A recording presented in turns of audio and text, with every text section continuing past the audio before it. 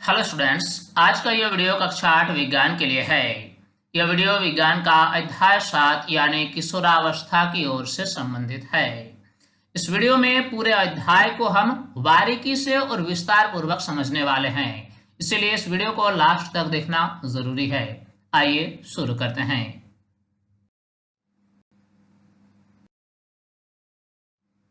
पहला टॉपिक है किशोरावस्था एवं यौवनारंभ। मानव एक निश्चित आयु तक पहुंचने के बाद ही जनन कर सकते हैं। जनन करने की क्षमता मनुष्य में बचपन से नहीं हो सकता है।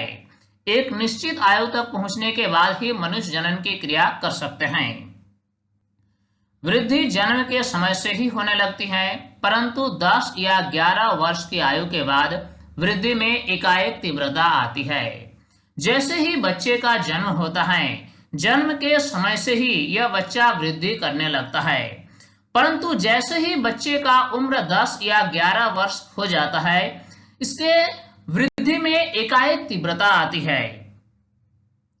इस अवस्था में बच्चे की वृद्धि स्पष्ट दिखाई देती है। इस समय बच्चे युवावस्था में कदम रख रहे होते हैं। 11 वर्ष की आयु से प्रारंभ होकर 18 अथवा 19 वर्ष की आयु में शरीर में अनेक परिवर्तन होते हैं, जिसके कारण जनन परिपक्वता आती है। बच्चे की उम्र 11 वर्ष से लेकर 18 या 19 वर्ष के बीच शरीर में अनेक तरह के बदलाव होते हैं और इन बदलाव के कारण उनमें जनन परिपक्वता आती है। यह अवधि किशोरावस्था कहलाती है। लड़कियों में यह अवस्था लड़कों की अपेक्षा 1 या 2 वर्ष पहले प्रारंभ हो जाती है। जो लड़कियां होती हैं, उनमें किशोरावस्था 1 या 2 वर्ष पहले शुरू हो जाती है। हालांकि किशोरावस्था की अवधि व्यक्तियों में भिन्न भिन्न हो सकता है। अलग अलग बच्चों के लिए इसमें थोड़ा सा बदलाव हो सकता है। किसी बच्चे में 1-2 साल पहले किशोरावस्था प्रारंभ हो जाती है, जबकि किसी में 1-2 साल बाद से प्रारंभ होती है। एक टर्म है टीनेजर्स। टीनेजर्स क्या होता है? किशोरों को टीनेजर्स भी कहा जाता है। अगर आप टीनेजर्स शब्द को देखें तो इसमें एक पार्ट है टीन। टीन किसमें होता है? 13 से लेकर 19 में टीन होता है। 13 में भी आप देख सकते हैं टीन है और 19 में भी टीन है। यानी बच्चे का उम्र 13 से लेकर 19 वर्ष की जो अवधि होती है, इसी को टीनेजर्स कहा जाता है। किशोरावस्था के दौरान मनुष्य के शरीर में अनेक परिवर्तन आते हैं। यह परिवर्तन यौवन आरंभ का संकेत हैं। इनमें से सबसे महत्वपूर्ण परिवर्तन है लड़के एवं लड़कियों की जनन क्षमता का विकास। किशोरावस्था में जो शारीरिक परिवर्तन होता है, इसमें सबसे महत्वपूर्ण परिवर्तन है कि इसमें बच्चे के जनन क्षमता में विकास होता है। किशोर की जनन परिपक्वता के साथ ही यौवनारंभ समाप्त हो जाता है। अब पढ़ेंगे यौवनारंभ में होने वाले परिवर्तन। जब लड़के या लड़की का उम्र 13 से 19 वर्ष के अवधि का होता है, तो इस समय को यौवनारंभ कहा जाता है। यौवनारंभ के समय होने वाले विभिन्न परिवर्तन क्या हैं, इसके बारे में हम पढ़ेंगे। अब लंबाई में वृद्धि। यौवनारंभ के दौरान लंबाई में एकाएक वृद्धि होती है। वैसे तो मनुष्यों में वृद्धि जन्म के पश्चात ही शुरू हो जाती है, लेकिन जैसे ही लड़के या लड़कियां यौवनारंभ में प्रवेश करती है, तो इनके लंबाई में एकाएक वृद्धि होने लगती है। इस समय पैर या हाथ की हड्डियों की लंबाई में वृद्धि होती है और व्यक्ति लंबा हो जाता है। वृद्धि के इन वर्षों में संतुलित आहार आवश्यक है, क्योंकि संतुलित आहार के कारण ही हमारे शरीर में वृद्धि हो पाती है। शारीरिक आकृति में परिवर्तन। यौवनारंभ के समय लड़कों एवं लड़कियों में शारीरिक आकृति में कई परिवर्तन दिखाई देते हैं। लड़कों में कंधों एवं सीना अधिक चौड़े हो जाते हैं, जबकि लड़कियों में कमर का निचला भाग चौड़ा हो जाता है। लड़कों में शारीरिक पेशियां लड़कियों की अपेक्षा सुस्पष्ट एवं गठी हो जाती है। इसी प्रकार यौवन आरंभ में स्वर में भी परिवर्तन होता है। यौवन आरंभ के समय लड़कों में स्वर यंत्र यानी लैरिंक्स विकसित होकर अपेक्षाकृत बड़ा हो जाता है। यह परिवर्तन लड़कों में ही होता है। यौवन आरंभ के समय क्या होता है, लड़कों के गले में जो स्वर यंत्र यानी लैरिंक्स हैं, यह विकसित होकर कुछ बड़ा हो जाता है। लड़कों में बढ़ता हुआ स्वर यंत्र गले के सामने की ओर सुस्पष्ट उभरे भाग के रूप में दिखाई देता है, जिससे एडम्स एप्पल यानी कंठमणि कहते हैं। आप देख सकते हैं चित्र में दिखाया गया है किशोर लड़के का स्वर यंत्र, जिसमें बढ़ता हुआ स्वर यंत्र गले के सामने सुस्पष्ट उभरे हुए भाग के रूप में दिखाई दे रहा है। इसे एडम्स एप्पल यानी कंठमणि कहते हैं। यह सिर्फ लड़कों में ही होता है, लड़कियों में नहीं होता है। तो इस प्रकार हम लिख सकते हैं, जबकि लड़कियों में स्वर यंत्र अपेक्षाकृत छोटा होता है, अतः बाहर से सामान्यतः दिखाई नहीं देता। सामान्यतः लड़कियों का स्वर उच्च तारत्व वाला होता है, जबकि लड़कों का स्वर गहरा होता है। यौवन आरंभ के समय लड़कों का स्वर गहरा होता है, लेकिन लड़कियों का स्वर उच्च तारत्व वाला होता है, यानी सुरीली होती है। इसी प्रकार किशोरावस्था में परिवर्तन होता है श्वेत एवं तेल ग्रंथियों की क्रियाशीलता में वृद्धि। किशोरावस्था में श्वेत एवं तेल ग्रंथियों का स्राव बढ़ जाता है।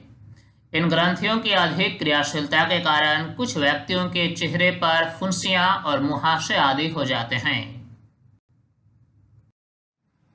किशोरावस्था में जनन अंगों का विकास होता है। यौवन आरंभ में लड़कों एवं लड़कियों का जनन अंग पूर्ण रूप से विकसित हो जाता है। लड़कों में वृषण से शुक्राणु तथा लड़कियों में अंडाशय से अंडाणु उत्पादित होने लगते हैं। साथ ही अंडाशय से अंडाणु का निर्मोचन भी प्रारंभ हो जाता है। मानसिक, बौद्धिक एवं संवेदनात्मक परिपक्वता प्राप्त होना। किशोरावस्था में व्यक्ति के सोचने के ढंग में परिवर्तन आता है। उनमें बौद्धिक विकास भी होता है तथा सोचने विचारने में काफी समय लेते हैं। इस अवस्था में उसके मस्तिष्क की सीखने की क्षमता सर्वाधिक होती है। गौण लैंगिक लक्षण। लड़के और लड़कियों में किशोरावस्था के दौरान गौण लैंगिक लक्षण दिखाई देते हैं। युवावस्था में लड़कियों में स्तनों का विकास होने लगता है तथा लड़कों के चेहरे पर दाढ़ी मूछ आने लगती है। लड़कों के सीने पर बाल आ जाते हैं। लड़कों एवं लड़कियों दोनों में ही बगल एवं जांघों के ऊपरी भाग अथवा प्यूबिक क्षेत्र में भी बाल आ जाते हैं। इन लक्षणों को गौण लैंगिक लक्षण कहते हैं। अब हम पढ़ेंगे किशोरावस्था में हार्मोन। जैसा कि हमने चर्चा किया कि किशोरावस्था में विभिन्न प्रकार के शारीरिक परिवर्तन लड़के और लड़कियों में दिखाई देते हैं। इन सारे परिवर्तनों के लिए जिम्मेदार होते हैं हार्मोन। किशोरावस्था में होने वाले परिवर्तन हार्मोन द्वारा नियंत्रित होते हैं। हार्मोन रासायनिक पदार्थ हैं जो अंतःस्रावी ग्रंथियों द्वारा स्रावित किए जाते हैं। हमारे शरीर में विभिन्न प्रकार के अंतःस्रावी ग्रंथियां हैं जो विशेष प्रकार के रासायनिक पदार्थ का स्राव करती है, जिसे हार्मोन कहा जाता है। यौवनारंभ के साथ ही वृषण पौरुष हार्मोन अर्थात टेस्टोस्टेरोन का स्रावन प्रारंभ कर देता है।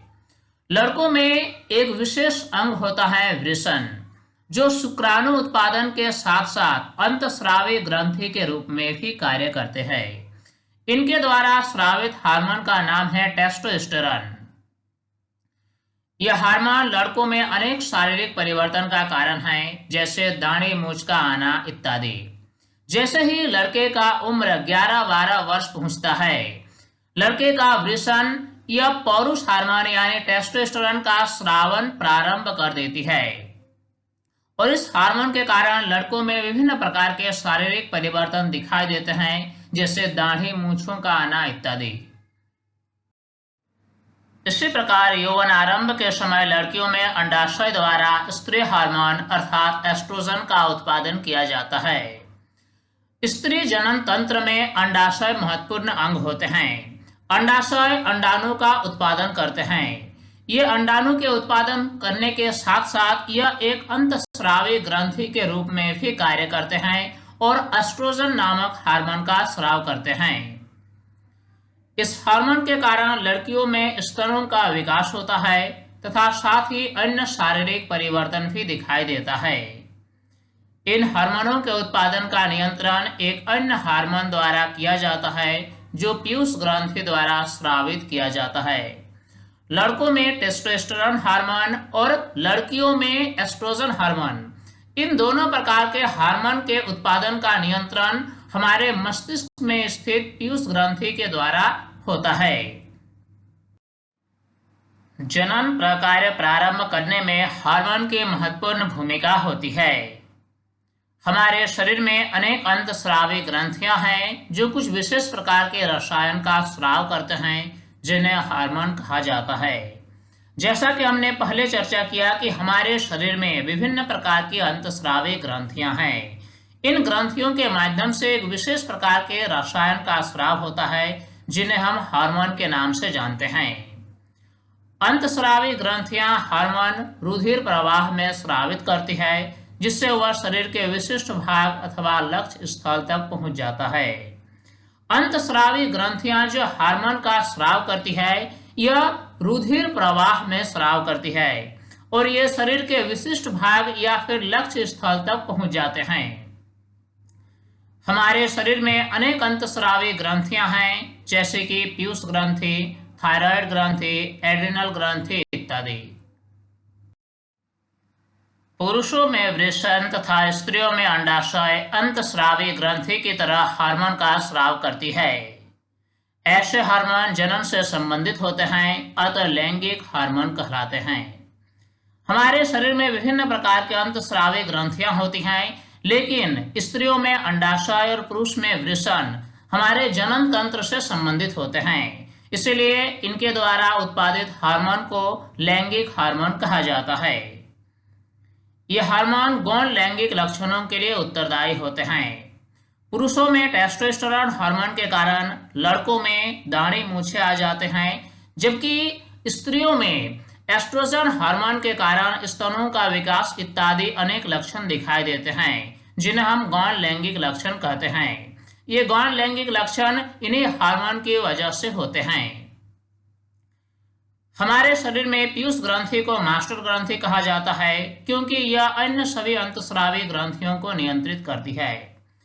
हमारे शरीर में जितने भी प्रकार की अंतःस्रावी ग्रंथियां हैं, सभी ग्रंथियों का नियंत्रण हमारे मस्तिष्क में स्थित पीयूष ग्रंथि करती है, इसलिए पीयूष ग्रंथि को मास्टर ग्रंथि कहा जाता है। पीयूष ग्रंथि से स्रावित एक हार्मोन अंडाशय में अंडाणु एवं वृषण में शुक्राणु के परिपक्व होने को नियंत्रित करता है। लड़कों के वृषण में शुक्राणु का उत्पादन होता है और स्त्रियों के अंडाशय में अंडाणु उत्पादित होते हैं। इन दोनों प्रकार के कोशिकाओं के उत्पादन में पीयूष ग्रंथि से स्रावित एक हार्मोन उत्तरदायी होते हैं जो इनके उत्पादन को नियंत्रित करते हैं। पीयूष ग्रंथि से स्रावित हार्मोन पुरुष में टेस्टोस्टेरोन तथा स्त्री में एस्ट्रोजन स्रावित करने के लिए उद्दीपित करता है। अब हम जानेंगे मानव में जनन काल की अवधि क्या होती है। युग्मक की परिपक्वता एवं उत्पादन की क्षमता पुरुषों में स्त्रियों की अपेक्षा अधिक अवधि तक रहती है। पुरुष में जनन करने की क्षमता अधिक समय तक रहती है, लेकिन स्त्रियों में यह अवधि कम होती है। स्त्रियों में जनन क्षमता का प्रारंभ लगभग 10 से 12 वर्ष की आयु से हो जाता है तथा सामान्यतः 45 से 50 वर्ष की आयु तक चलता रहता है। यौवनारंभ पर अंडाणु परिपक्व होने लगते हैं और लगभग 28 से 30 दिनों के अंतराल पर किसी एक अंडाशय द्वारा एक अंडाणु का निर्मोचन होता है। अगर हम स्त्रियों की बात करें तो इसमें जनन अवधि कुछ कम होती है पुरुषों की तुलना में। स्त्रियों में लगभग 10 से 12 वर्ष की आयु से ही जनन करने की क्षमता प्रारंभ हो जाती है और यह सामान्यतः 45 से 50 वर्ष की आयु तक रहती है। यौवनारंभ के समय जो स्त्री होते हैं ये अंडाणु उत्पादित करते हैं, क्योंकि उस समय अंडाणु परिपक्व होने लगते हैं। स्त्रियों में लगभग 28 से 30 दिनों के अंतराल पर दोनों अंडाशयों में से किसी एक अंडाशय से एक अंडाणु का निर्मोचन होता है। इस अवधि में गर्भाशय की दीवार मोटी हो जाती है ताकि अंडाणु के निषेचन के पश्चात युग्मनज को ग्रहण कर सकें। इसके फलस्वरूप गर्भधारण होता है। यदि अंडाणु का निषेचन नहीं हो पाता तब उस स्थिति में गर्भाशय का मोटा स्तर उसके रुधिर वाहिकाओं सहित निस्तारित हो जाता है। इससे स्त्रियों में रक्तस्राव होता है, जिससे ऋतुस्राव अथवा रजोधर्म कहते हैं। ऋतुस्राव लगभग 28 से 30 दिन में एक बार होता है। पहला ऋतुस्राव यौवनारंभ में होता है, जिससे रजो दर्शन कहते हैं। जैसे ही लड़की का उम्र 10 से 11 साल होता है, पहला ऋतुस्राव होता है और इसी पहला ऋतुस्राव को ही रजो दर्शन कहा जाता है। लगभग 45 से 50 वर्ष की आयु में ऋतुस्राव होना रुक जाता है। ऋतुस्राव के रुक जाने को रजो निवृत्ति कहते हैं। प्रारंभ में ऋतुस्राव चक्र अनियमित हो सकता है, जो कुछ समय के बाद नियमित होने लगता है। ऋतुस्राव चक्र का नियंत्रण हार्मोन द्वारा होता है। इस चक्र में अंडाणु का परिपक्व होना, इसका निर्मोचन, गर्भाशय की दीवार का मोटा होना एवं निषेचन न होने की स्थिति में उसका टूटना शामिल है। यदि अंडाणु का निषेचन हो जाता है तो वह विभाजित करता है तथा गर्भाशय में विकास के लिए स्थापित हो जाता है। अगला टॉपिक है संतति का लिंग निर्धारण किस प्रकार होता है। स्त्री के गर्भ में पल रहे शिशु का लिंग का निर्धारण किस प्रकार होता है, यानी शिशु लड़का होगा या लड़की होगी, इसका निर्धारण कैसे होता है। जब अंडाणु का निषेचन होता है तब युग्मनज का निर्माण होता है। लैंगिक जनन में, चूंकि मनुष्य में लैंगिक जनन होता है, इसमें क्या होता है, अंडाणु और शुक्राणु आपस में संलयित होकर युग्मनज का निर्माण करते हैं। युग्मनज में ही जन्म लेने वाले शिशु के लिंग निर्धारण का संदेश होता है। यह संदेश निषेचित अंडाणु के गुणसूत्रों में निहित होता है।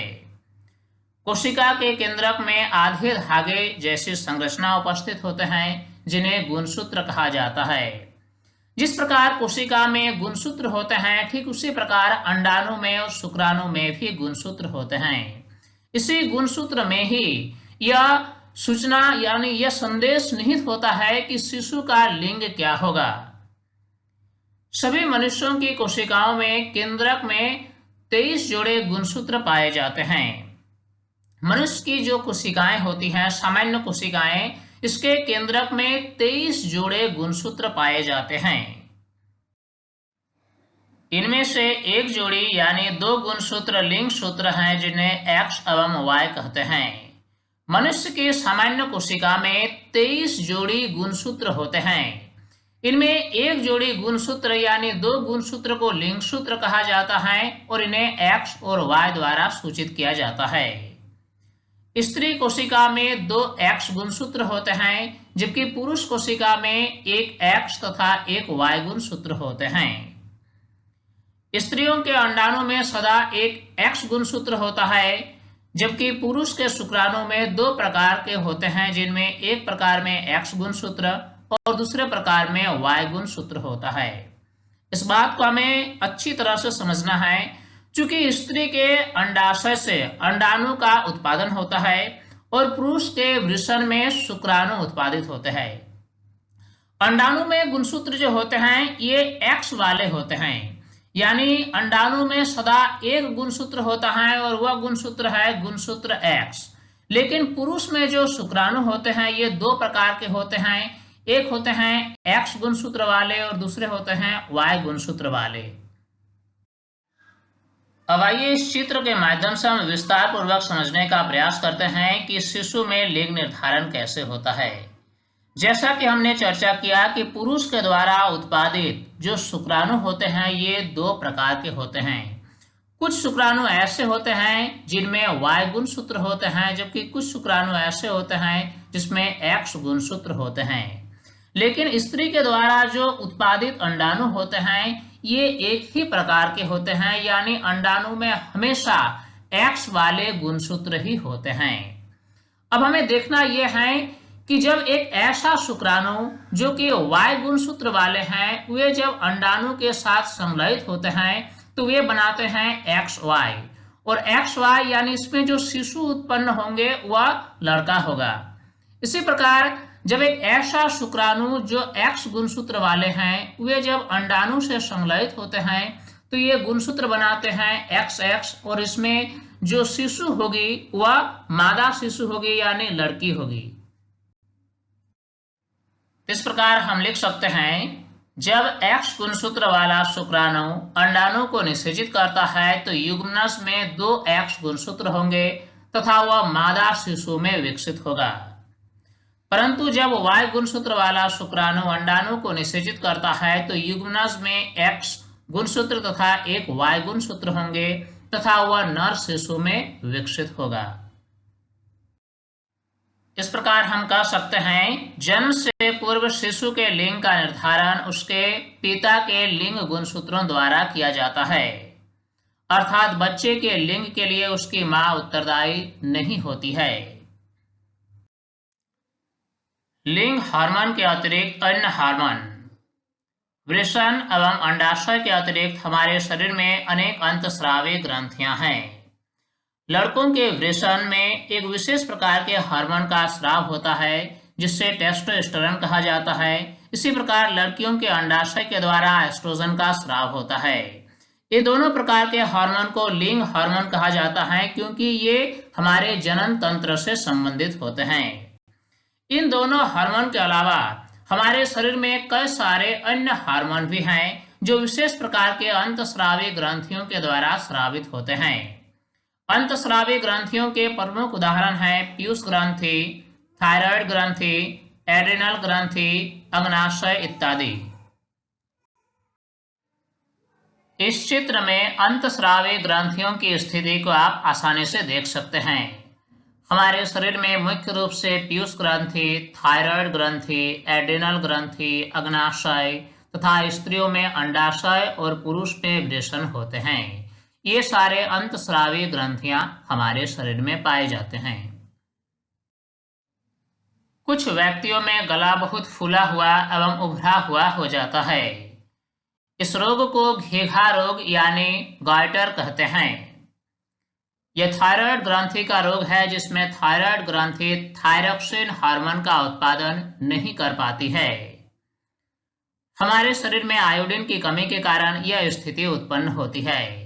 इसीलिए घेघा रोग से बचने के लिए हमें आयोडीन की समुचित मात्रा का व्यवहार करनी चाहिए। कुछ व्यक्ति मधुमेह यानी डायबिटीज से पीड़ित हो जाते हैं। अग्नाशय द्वारा इंसुलिन हार्मोन का पर्याप्त मात्रा में उत्पादन न कर पाने के कारण यह रोग हो जाता है। इसी प्रकार एड्रिनल ग्रंथि का स्राव रुधिर में नमक की मात्रा को संतुलित करता है। एड्रिनल ग्रंथि एड्रिनेलिन नामक हार्मोन का भी स्राव करती है।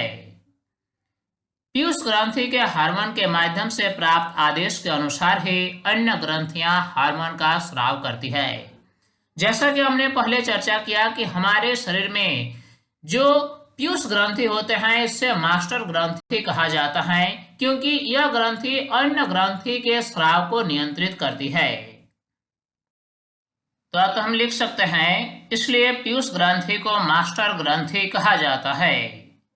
पीयूष ग्रंथि हमारे मस्तिष्क के आधार में स्थित होते हैं और यह वृद्धि हार्मोन का भी स्राव करती है जो व्यक्ति की सामान्य वृद्धि के लिए आवश्यक है।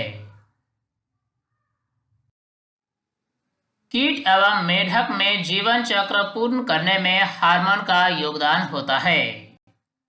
रेशम कीट का जीवन चक्र इस प्रकार होता है। अगर आप रेशम कीट के जीवन चक्र को देखें तो आप पाएंगे कि रेशम कीट जो होते हैं ये अंडा देती है। अंडा से लार्वा निकलता है। लार्वा बाद में प्यूपा में परिवर्तित हो जाती है और प्यूपा फिर वयस्क बन जाते हैं। कीटों में एक अवस्था से दूसरे अवस्था में परिवर्तन को कायांतरण कहते हैं। कीटों में क्या होता है कि एक अवस्था से दूसरे अवस्था में जो परिवर्तन होता है इससे कायांतरण कहा जाता है, क्योंकि एक अवस्था की जो शारीरिक संरचना होती है वह दूसरे अवस्था से बिल्कुल भिन्न होता है। कीटों में कायांतरण का नियंत्रण कीट हार्मोन द्वारा होता है। इसी प्रकार आप मेढक के जीवन चक्र को भी देख सकते हैं। मादा मेढक अंडा देती है, अंडा से टैडपोल निकलता है और यह टैडपोल बाद में वयस्क बन जाते हैं। मेढक में थायराइड द्वारा स्रावित हार्मोन थायरॉक्सिन इस कायांतरण को नियंत्रित करता है। थायरॉक्सिन के उत्पादन के लिए जल में आयोडीन की उपस्थिति आवश्यक है। यदि जल में पर्याप्त मात्रा में आयोडीन नहीं है तो टैडपोल वयस्क मेढक में परिवर्धित नहीं हो सकते हैं। किशोर की पोषण आवश्यकताएं। मनुष्य के जीवन काल में किशोरावस्था एक ऐसा अवस्था होता है जिसमें तीव्र वृद्धि होती है, इसलिए इस अवस्था में पोषण की विशेष आवश्यकताएं होती है। किशोरावस्था तीव्र वृद्धि एवं विकास की अवस्था है, अतः संतुलित आहार आवश्यक है। संतुलित आहार में पर्याप्त मात्रा में कार्बोहाइड्रेट, प्रोटीन, वसा, विटामिन एवं खनिज लवण होते हैं। हमें नियमित रूप से रोटी, चावल, दाल, सब्जियां एवं फल का सेवन करना चाहिए। दूध अपने आप में संतुलित भोजन है, क्योंकि इसमें सभी प्रकार के पोषक तत्व जैसे कि कार्बोहाइड्रेट, प्रोटीन, वसा, विटामिन, खनिज लवण इत्यादि पाए जाते हैं। शिशुओं को मां के दूध से संपूर्ण पोषण मिलता है जिसकी उन्हें जरूरत है। लोहा तत्व शरीर में रुधिर का निर्माण करता है, इसीलिए जब कभी भी हमारे शरीर में लोहा यानी आयरन की कमी हो जाती है तो रक्त की भी कमी हो जाती है। लोह प्रचुर खाद्य पदार्थ हैं, हरी पत्तेदार सब्जियां, गुड़, मांस, संतरा, आंवला इत्यादि। व्यक्तिगत स्वच्छता। प्रत्येक व्यक्ति को प्रतिदिन एक बार स्नान करना चाहिए। किशोरों के लिए ये और भी ज्यादा महत्वपूर्ण है, क्योंकि किशोरों में श्वेत ग्रंथियों की अधिक क्रियाशीलता के कारण शरीर से गंध आने लगती है। लड़कियों को ऋतुस्राव के समय सफाई का विशेष ध्यान रखना चाहिए, क्योंकि अगर सफाई नहीं रखी गई तो जीवाणु संक्रमण होने का खतरा बना रहता है। ऋतुस्राव के समय साफ सैनिटरी नैपकिन का उपयोग करना चाहिए। शारीरिक व्यायाम। ताजी हवा में टहलना एवं व्यायाम करना शरीर के लिए फायदेमंद होती है, अतः सभी व्यक्तियों को अपने सामर्थ्य के अनुसार टहलना, व्यायाम करना एवं खेलना चाहिए। अगला टॉपिक है भ्रांतियां एवं असत्य अवधारणाएं। हमारे समाज में कुछ भ्रांतियां एवं असत्य अवधारणाएं प्रचलित हैं। पहला है, ऋतुस्राव के समय यदि कोई लड़की किसी लड़के को देखती है तो वह गर्भवती हो जाती है। यह पूर्ण रूप से एक असत्य अवधारणा है। दूसरा है, संतान के लिंग के लिए उसकी मां उत्तरदायी है। यह भी पूर्ण रूप से असत्य अवधारणा है, क्योंकि संतान के लिंग के लिए पुरुष का शुक्राणु का प्रकार उत्तरदायी है कि शुक्राणु किस प्रकार का है, एक्स क्रोमोसोम वाले हैं या वाई क्रोमोसोम वाले। अगर शुक्राणु एक्स क्रोमोसोम वाले हैं तो शिशु का जो लिंग होगा वह स्त्रीलिंग होगा, और अगर शुक्राणु वाई क्रोमोसोम वाले हैं तो जो संतान का लिंग होगा वह नर होगा यानी लड़का होगा। ऋतुस्राव की अवस्था में लड़की का रसोई का काम करना निषिद्ध है। यह भी एक असत्य अवधारणा है। नशीली दवाओं यानी ड्रग्स का निषेध करें। नशीली दवा अर्थात ड्रग्स स्वास्थ्य के लिए हानिकारक होते हैं।